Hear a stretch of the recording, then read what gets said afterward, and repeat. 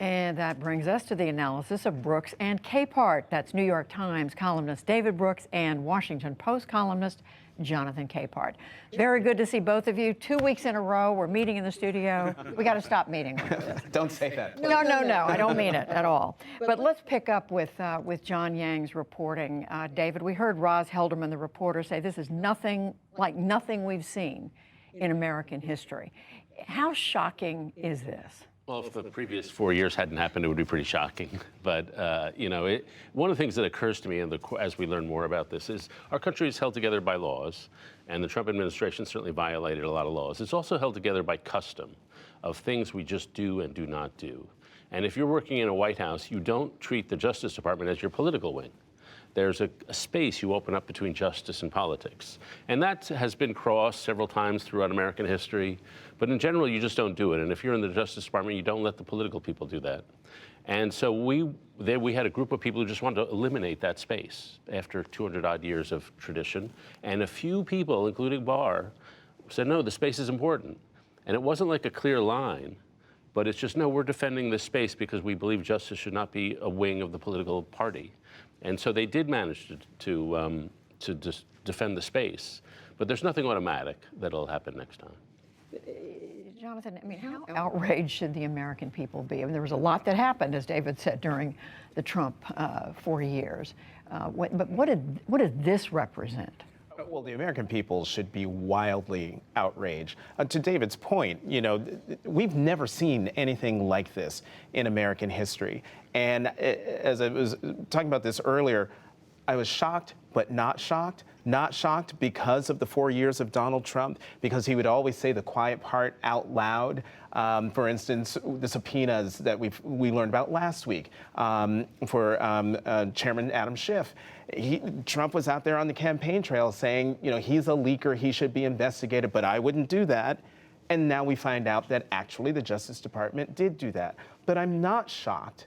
I am shocked by just how close we came to losing everything, to losing our democracy, that it was just a few people, a handful of people who took their oath to the Constitution seriously enough to say no, to pump the brakes on people who were willing to go along with the President of the United States. And if it could happen once, that's the fear that I have, is that if a more competent Donald Trump version comes into power, how much damage, more damage, could that person do? And David, the people who prevented this from happening were people who were working in the Trump administration. Yeah, and this was a tension. We knew about this throughout the whole administration. You had Trump appointees who were relatively normal and knew how the game was supposed to be played, and then those who didn't and didn't respect the rules. And so there was constant battle in department after department between people who just sort of wanted government to be semi-normal and those who really did not. And that was fought out in the trenches in every agency every day. I think my long-term worry is that once norms get eroded, they tend not to come back. And so it used to be, if you left Congress, you didn't go immediately become a lobbyist. But once that became normal, then everybody did it. It used to be if you were a senator, you didn't abuse the filibuster because you didn't want everybody to hate you. And once it became normal, everybody did it.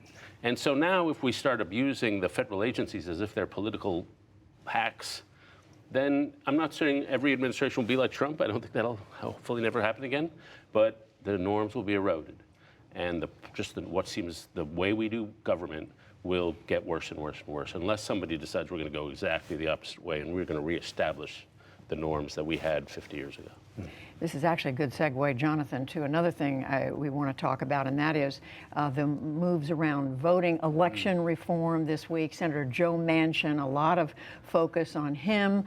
We know the Democrats are trying to enact at the federal level election reform to counter restrictions that have been enacted in, 20-some states or in the process of being enacted. Joe Manchin, Democrat of West Virginia, trying to find some middle ground, came out with a proposal this week, which was embraced immediately by Stacey Abrams, the prominent voting rights advocate.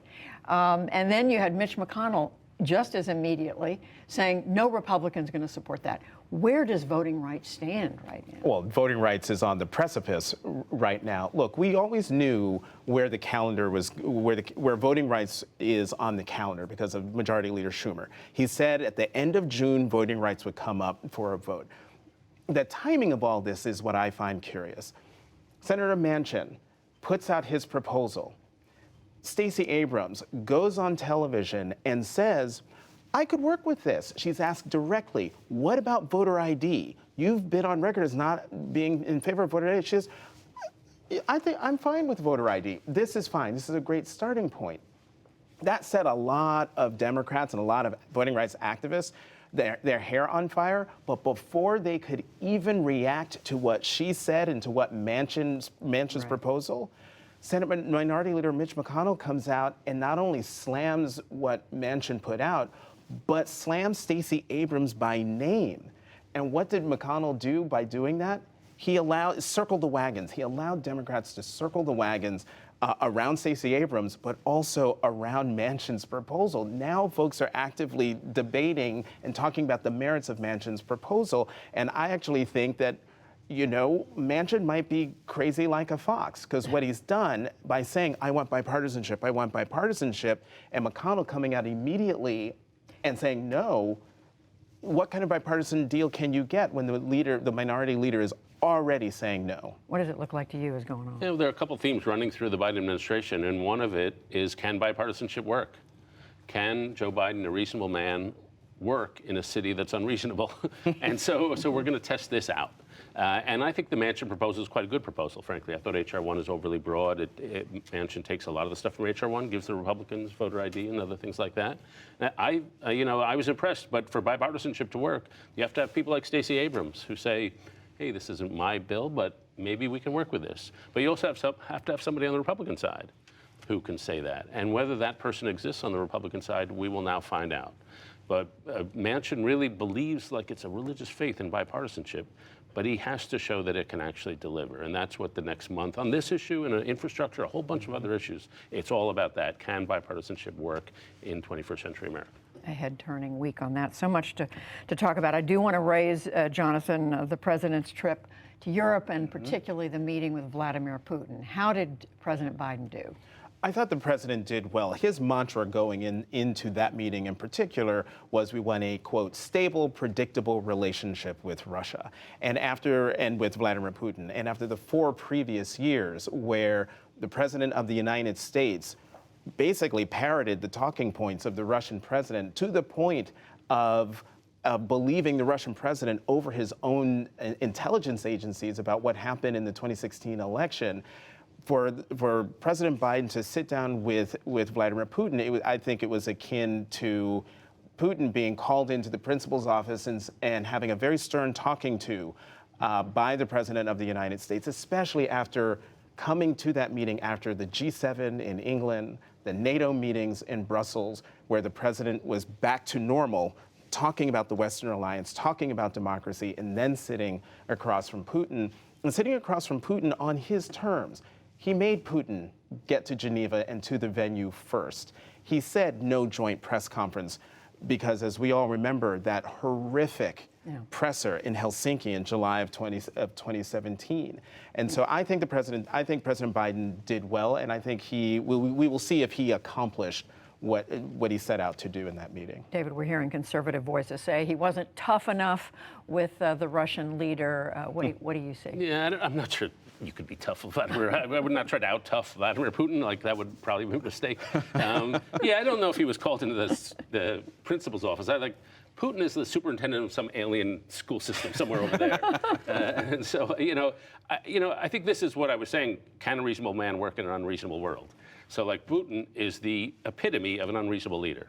He's not an honest leader. He doesn't play by the rules. They'll do human rights violations. They'll do cybersecurity attacks. And everything he says at a summit is going to be a lie. And so how do you deal with that? And I think what Biden said, well, let's at least get the ground rules of relationship, and maybe we'll be able to say, okay, we really will not tolerate cyber attacks on this, this, and this, and get some gray rules set in there so we get some constraints on what is bound to be a dysfunctional relationship. I don't think he gave away anything. I mean, giving Putin a global audience is not a big gift. He has a global audience. But at least trying to establish some set of modus operandi, don't cross this line.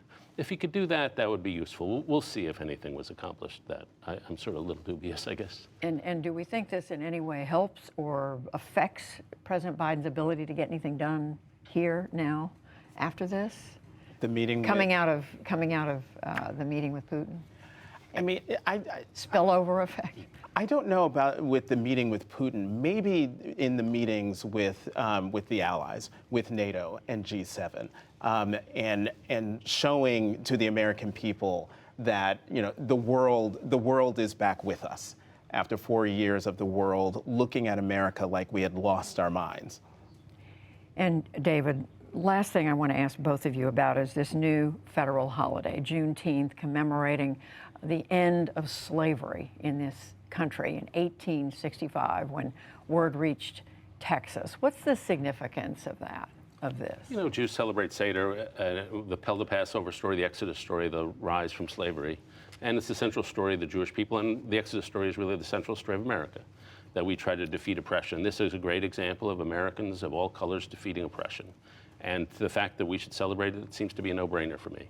And if you're a 12-year-old girl, I'm going to see some 12-year-old girls come into town tomorrow, and you're a 12-year-old black girl and you see your country, a federal holiday celebrating the end of slavery, that's got to make you feel a little more included in this country. And it's got to be part of the complexifying of the American story, which is what we're trying to do these days, is tell an accurate American story. So to me, it's an unalloyed good. We get a better story. We get to have happy days. We can have a barbecue, whatever you want to do. So it's a complete win for me. How do you see the meaning of it? I see, yes, it is a marker of the end of slavery, but what it really is a celebration of freedom. People were told, the enslaved were told, you are free. And the joy and jubilation surrounding that. And the fact that we're talking about it now, that we have a federal holiday, I hope that the nonsense about teaching an accurate version of our history doesn't get in the way of allowing us to see those moments when the ideals that are the foundation of the idea of America, when they became true for fellow citizens. And so it's wonderful that we have this holiday. I look forward to actually having a day off to celebrate it. Whether it's a barbecue or a picnic or Right. something else. Well, we are certainly celebrating here at the NewsHour. Jonathan Capehart, David Brooks, thank you both. Thanks, Judy.